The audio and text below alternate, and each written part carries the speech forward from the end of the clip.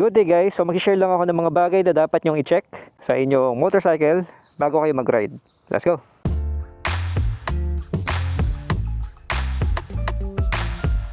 So meron tayong tinatawag na Dr. Blow Bag C. This is an abbreviation guys ng mga pointers, mga things na dapat i-check sa ating motor, sasakyan, and also sa ating sarili. Yun nga, bago tayo bumiyahe or bago tayo mag-ride, no? So start tayo dun sa D. So the letter D stands for driver's license. Yeah, so dapat lagi natin siyang dala. Yung sa akin guys ay nasa wallet ko lang lagi. Next naman is letter R, which means registration. So itong sa akin guys ay photocopy lang. Hindi ko dinadali original since ito lang naman ang hinahanap or kakailanganin kapag tayo ay na-checkpoint. At kapag tayo ay na-involved sa vehicular accident na wag naman sana. Okay, sa motor naman tayo guys. Ang next abbreviation is letter B, which stands for battery. So para ma-check kung healthy pa ang battery ng mabilisan, try lang natin paandarin ang motor gamit ang push starter. Maganda nito kung overnight hindi siya umandar para talagang malamig na malamig siya at pati yung baterya para matesting natin kung malakas pa siya. Well, ito napa-under ko na pero demo na rin natin. Yan. So kapag ganun siya kadali umandar, okay ang ating battery. Next naman is letter L. So the letter L stands for lights. So check natin lahat ng ilaw. Check natin ang signal lights front and back. Yan, kung working ba, nagbiblink ba sila sa harap. And also sa likod. And then sa likod, check natin ang tail light. Maliwanag ba siya at lumalakas ba kapag pumipreno tayo? So testing natin. Ayan, lumalakas siya guys. And if ever may plate light ang inyong motor, check nyo rin kung gumagana. Ayan, may ilaw siya, working naman. And then sa harapan guys, meron tayo tinatawag na park light. Etong dalawa.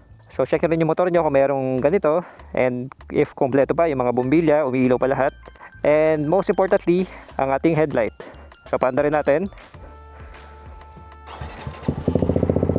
Yan, so gumagana yung low beam. Ito yung low beam ko guys, nasa taas. Buksan natin yung high. Ayan yung high, working siya. Balik ko sa low. And yung sa akin guys, may passing light din, passing switch. So tingnan natin gumagana. Ayan, working naman. Okay, lights are okay. Okay, the next letter guys is O, which stands for oil. Actually para sa akin guys, dapat mauna tong i-check bago sa lights and battery, pero for the sake of the abbreviation, inuna nila yung battery and lights. Pero anyways, para ma-check ang ating oil, depende to sa motor nyo guys. Minsan merong tinatawag na dipstick. So bubuksan nyo to, hilahin nyo, check nyo yung level dun sa stick, kung nasaan yung level ng inyong langis. Of course, kailangan pantay ang ating motor, nakatayo siya. And yun, sa ibang motor, kagaya dito sa akin, meron tinatawag na sight glass. Dito ko nakikita yung oil level ng motor ko. So try ko siya ipantay. And ayan. Hindi ko lang sure kung pantay, no? Hawak-hawak ko lang eh. Pero anyways, dito natin na-check ang oil level natin either sa dipstick or sa sight glass. Depende sa motor ninyo. So just make sure na pasok siya sa low at full mark. It's somewhere in between. Mas maganda kung nasa may bandang malapit sa full mark. Also maganda kung ma-check nyo na rin yung kulay ng inyong langis, no? Usually kapag dark brown, okay pa yan, maganda pa. Pero kapag talagang nangingitim na, no? Itim na yung kulay ng langis nyo, baka kailangan nyo nang mag-change oil. Pero anyways, check lang naman natin ang level ng langis just to make sure na okay siyang paandarin sa kalsada. Next naman guys is the letter W, which stands for water. Or in our case, coolant na ang ginagamit natin ngayon. So, ang ibig sabihin lang nito ay dapat natin i-check ang level ng ating coolant. Kadalasan meron tinatawag na expansion tank or reservoir. It's somewhere inside your motorcycle. Yung sa akin nandito. Ayan, ito siya guys. And meron din niyang low tsaka full mark. So check nyo lang din if nasa loob siya na acceptable level. To make sure of course na hindi tayo mag-overheat sa daan. Okay, next naman is letter B again, which stands for brakes. So sa brakes guys, kailangan nyo i-check ang fluid level. Usually may sight glass dito yan, kagaya ito sa akin. Check nyo lang yung level ng brake fluid nyo. Same din dito sa aking rear brakes. So as you can see here, merong lower mark and upper mark. So kailangan nyo lang i-check na pasok siya sa level, acceptable level. And also check the brake lines kung wala bang leaks. Check nyo dito and also sa calipers. Last time sa akin guys, nagkaroon ng leak dito sa brake master. Dito sa may lever, so check nyo rin dyan. And also test your brakes bago kayo umalis. So simple na naman ang pag-test ng brakes guys. Pakiramdamin nila kung umahagat siya, kahit hindi kayo nakasakay, no? Ayan, kung malakas siya kumagat. And same din dun sa rear brakes niyo. Okay, next naman guys is the letter A, which stands for air or accessories. So by air, ang ibig sabihin dito ay yung ating tires. Check natin ang tire pressure, hindi ba siya malambot? And also at the same time guys, check na rin natin yung condition ng ating gulong. Okay pa ba ang tread niya? Makapal pa ba? Wala bang mga bitak-bitak?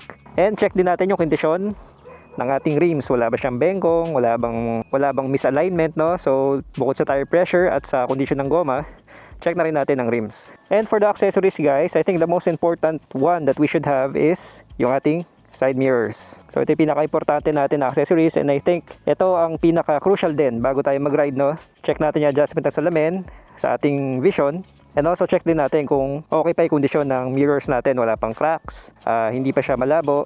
So yun, overall, i-check natin ang visibility ng ating side mirrors. Next abbreviation naman guys is G, which stands for gas. So para ma-check ang gas guys, you can either check sa inyong gauge or pwede nyo i-check sa inyong tangke. So madudungaw nyo naman dito guys yung level ng gasolina nyo. Yeah guys, sa akin punong-puno pa since kakapagas ko lang. And yun. So either sa fuel gauge nyo or dito sa actual fuel tank, malalaman nyo naman kung ano yung level ng gasolina ninyo. Okay, next naman guys is the letter S, which stands for steering. Or para sa ating mga nagmomotor, itong bar. So ano ba yung mga dapat natin i-check guys dito sa bar? Number 1 would be the throttle. Check nyo yung play ng throttle niyo.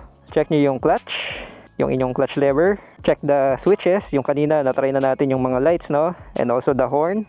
And this is to make sure na you have everything in control. Bukod dun guys, idadagdag ko na rin yung control natin sa paa. Para sa ating mga nagmomotor, no? Meron tayong dalawang levers. Isa sa gear, sa pagkambyo, at isa sa rear brakes. And another thing to add guys, and this is specific para sa mga naka-chain driven na motor, no? Always check the condition of your chain bago tayo bumiyahe. Check nyo kung lubricated pa, check nyo kung maganda ang tension, hindi siya maluwag or hindi rin sobrang higpit, just to make sure na maganda ang ating kadena at sprocket bago tayo umalis. And the last letter guys is letter Y, which stands for yourself. Ano ba yung condition mo bago ka mag-ride? Hindi ka ba puyat? Wala ka naman nararamdaman na sakit sa katawan. And also if you are wearing proper motorcycle gear. So importante, naka-helmet tayo always. At mas maganda kung naka-padded jacket tayo. Tayo ay naka-pants, hindi tayo naka-shorts, and naka-sapatos. And ang pinaka-importante guys is of course your mental well-being. Riding is very therapeutic guys. And sabi nga nila, wala kang makikitang pasyente na nakamotor sa clinic ng isang psychiatrist. Dahil yung pagmumotor mismo ay yun na yung pinaka-therapy nila. And may katotohanan dun guys, talaga namang nakaka-refresh na pag-iisip ang pagra-ride, no? Nakaka-relax talaga siya, nakakatanggal ng mga isipin, ng mga problema. Pero we just have to make sure guys na bago tayo mag-ride, bago tayo mag-relax and enjoy, nasa tamang kondisyon yung physical natin and also yung ating mental well-being. So once na-check nyo na guys, ang kondisyon ng inyong motor, okay na lahat. Ang kondisyon ninyo, okay din kayo mag-ride. Ano ba hinihintay natin? Tara, biyahe na. Let's go!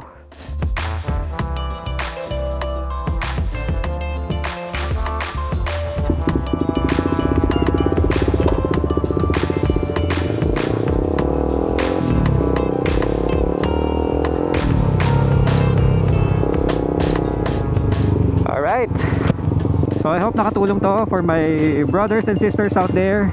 Always ride safe and always make sure na you are enjoying the ride. Thank you everyone, God bless, bye bye.